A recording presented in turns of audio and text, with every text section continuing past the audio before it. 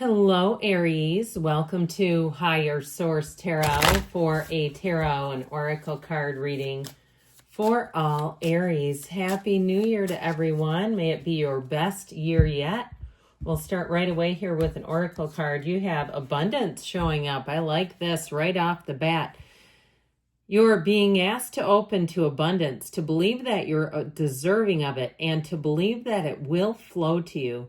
This is the first important step toward receiving it. Breathe deeply and trust that it's on the way. Set your intentions in everything you do.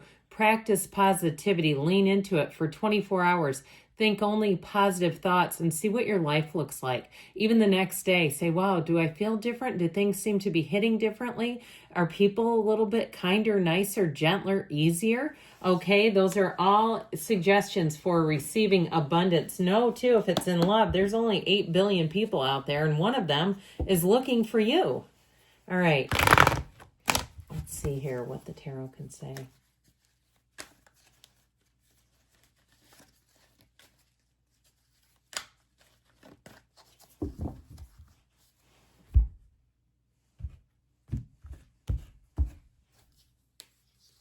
You have the 5 of Pentacles, the 8 of Swords. We got to move on. The 8 of Wands, that should help. The 4 of Wands, the Page of Cups, the 7 of Cups, the 9 of Cups, and Strength. So one major arcana. We have Leo here, but we have so much fiery energy here. I feel like this is really going to hit, and it's really going to agree with you. I mean, I'm liking this together when we start to look at energy systems, energy bodies, okay? Headed towards wish fulfillment. They're trying to tell you that what you want is manifesting in this 3D time-space reality. I do get, though, if it's about love, I hear more Pisces season, so just a little bit longer, not too much longer. But I do feel like it's worth the wait, okay? Whatever it is that you're asking about.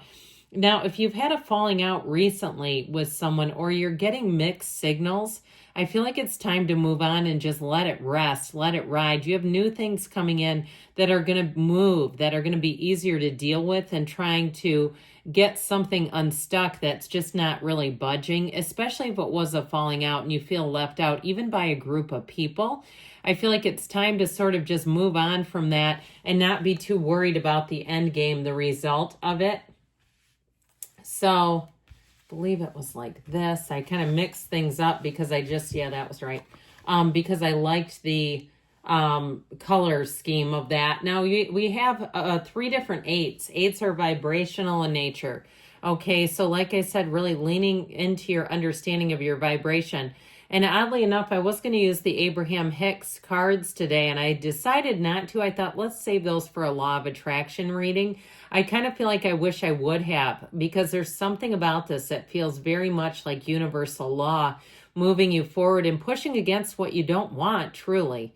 And so even if it's one of those things where it's more ego-driven, like I want to save the relationship because this is embarrassing, or I don't want people who have said things about me to think that they're right. That sort of stuff is not worth your time. With this 5 of Pentacles, if you've been pushed out or edged out of a situation, there's more for you somewhere else.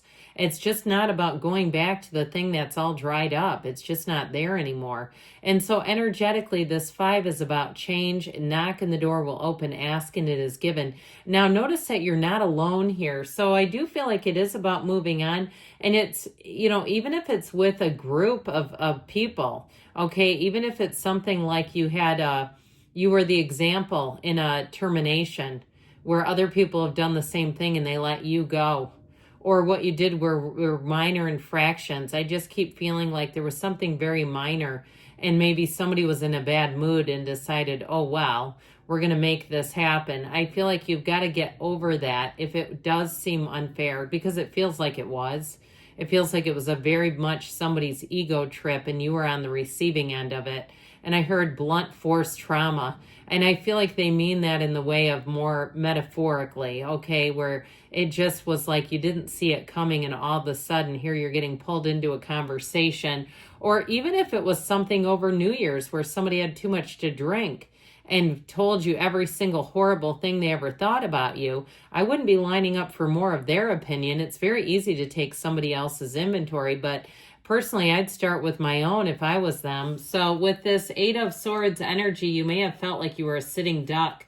If you had something unexpected, you didn't see it coming, especially if it was, like I said, somebody's nasty commentary about you, and you felt like you couldn't really defend yourself. Or if you were in company where you feel like the whole group of people feels kind of the same way, or they were kind of looking at it, nodding approvingly. I just don't like that. I would not go back for more of that. It does you no good. And so other people's opinions of you are none of your business. With this Eight of Swords, if you fall prey to that, and truthfully, this to me is all about being unconditional, because even when it's somebody who's very flattering towards you, they're praising you up and down. Compliments are like twigs on a roaring fire. They don't last. And sometimes they can be done transactionally. Somebody wants to get something from you. And so I just feel like it's time to see things for what they are and let yourself move forward. Now, if it's somebody around you and you're saying, no, my significant others has blinders on, they're being taken advantage of horribly, it's showing up all over the reading. Like somebody needs to take the blindfold off. This is a self-imposed prison. And so we have the chance, we have the opportunity to leave at any time. Eights are infinite opportunities. So they're all around you. And of course, it could be somebody around you who doesn't see it. Perhaps you got together with a child, an adult child, and you look at their significant other and you just can't stand them, and you go, oh my God, please do not marry this person. Please do not. I just get this feeling, this very strong feeling of there is something here that is not a match. And so if it's somebody around you, that does get a little complicated, doesn't it? Because you start trying to throw your 2 cents in, then they get mad at you and you end up on the outs. Or later on down the road, they say, why didn't you tell me? And you say, oh, you wouldn't have listened. I tried to open the conversation. I could tell it wasn't going anywhere. So there's something here that it just feels like it needs to end. With this Eight of Wands, you'll have new people, places, things coming in. If it's love, you've got a marriage. This is called being love struck.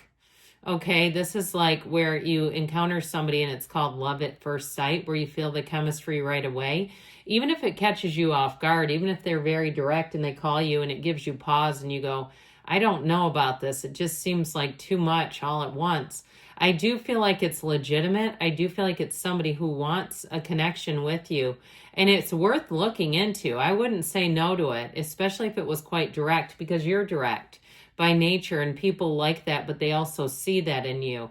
And so it will be a situation where if you're very direct, you're going to open that door with other people to do just the same in kind. So be okay with it, because at least you know where you stand. Now, if you've been unemployed, I feel like you're going to have an opportunity, a job offer that moves fast. It's like, can you start tomorrow? And I feel like it's exactly what you need. If you had an ending, you're going to have a swift new beginning, whatever it is that you're asking about. And it helps the ego too, because I just get this feeling, that sort of chest tightness, where it's like, now what do I do? And I just feel like you're going to say, well, I actually go here. And look at the perfect alignment of these wands. And so it's things that move forward fast, even if it's travel plans that were jammed up. This is where all of a sudden it's moving fast, fast, fast, and it's better, okay? With this Four of Wands, law of attraction kicks in here. The Four of Wands, I told you, is a marriage, but it's also a perfect partnership. It's great harmony. It's getting along well. It's moving together even in a team-like situation where you say, yes, we did it. Okay, this is where you move forward, and it just feels easy. It feels like a huge relief is being lifted from you, a burdensome energy with this. So know that your angels hear you and they're working with you. Your spiritual team is on point. They're on call and they're trying to move things forward, but you have to lean into the changes. So the Page of Cups brings in a flirty new energy if you are single. And it can be a bit of a chance encounter with this one, but it feels intriguing. It feels optimistic and hopeful. It feels like somebody you want to get to know better. You may find that you kind of want to just cuddle up and talk and get to know each other on a deeper level. There's something about it that feels very intimate to me. Okay, right away, it's just easy to talk to this person. And even if you say, I do not want a relationship with them, I feel like somebody here is resisting their advances. And you're saying no, but the heart might be saying something else. And you say, no, the mind is saying no. The door is shut, slammed shut, maybe a friends with benefits thing. But I do feel like with this, they're going to keep pushing, and I feel like you're going to be in their hands, like you're going to fall. Whether you try to say you don't want to or not, I just keep getting this very butterfly type of feeling.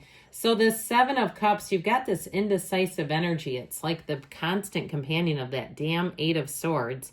I just feel like there's somebody that doesn't want to take off the rose-colored glasses. We got to do it. Okay, it's just not helping. And so with this, it's the Daydreamer's Torment card. And I'm telling you, the longer you stay in this, the more painful it becomes until you'll finally say, fine, I wave that white flag, okay, that even if it's a piece of Kleenex you're waving, do it ceremoniously. Do it right now. Pick up a piece of Kleenex and say, universe, I relent. Direct me, guide me, push me forward. Because with this Nine of Cups, you've got wish fulfillment, and with the energy of strength, it's been worth the wait. I do feel like the best things are coming. You have this energy of complete fulfillment, and this energy that feels like it came with the price of contrast.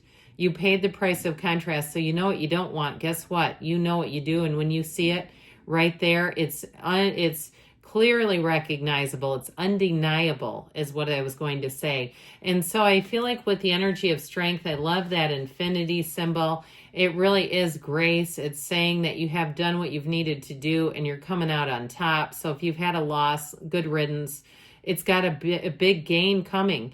Now, I also feel like, too, it's time to let things go in compassion. Okay, let them go if they're not for you. See the best for them, but you got to keep moving forward. All the yellow in the background, too, is wonderful in terms of moving forward and entering into an environment that will be a lot more compatible for you.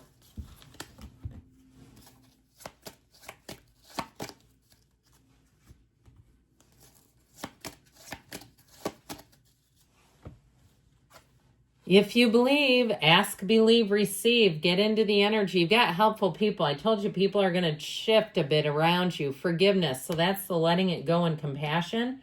Within the next few months, I told you Pisces season for love. I'm liking that. And you have a yes. I love you, Aries, and I'll be back again soon.